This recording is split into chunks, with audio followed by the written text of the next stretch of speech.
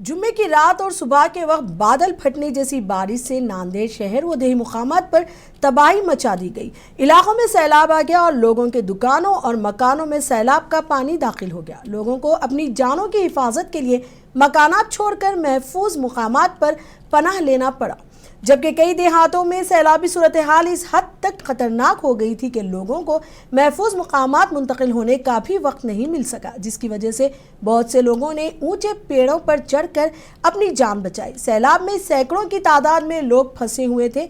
उन्हें महफूज बाहर निकालने के लिए बड़े पैमाने पर रेस्क्यू ऑपरेशन चलाया जा रहा है। इब्तिदा में नांदेड़ म्यूनिसिपल कॉरपोरेशन के फायर ब्रिगेड, मुकामी नौजवान और SDRF की टीमों ने राहत और बचाव के काम अंजाम दिए और इसके बाद इस काम को मज़ीद मौसर और बड़े पैमाने पर अंजाम देने के लिए औरंगाबाद से आर्मी के एक दस्ते को भी तलब किया गया था।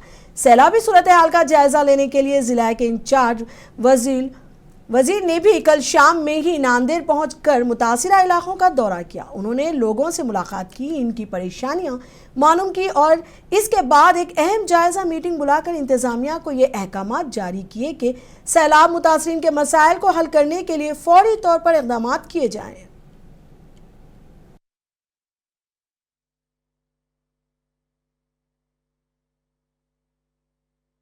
मी मागच्या रविवारी नांदेड आलो होतो। मुखेडमध्ये त्यावेळेस अतिवृष्टी झाली होती, त्यावेळेस मुखेडच्या 7 गावांना मी भेट दिली होती आणि त्यावेळेस तत्काळ तिकडे जी काही मदत द्यायची सरकारच्या वतीने ती आम्ही पूर्ण दिली होती।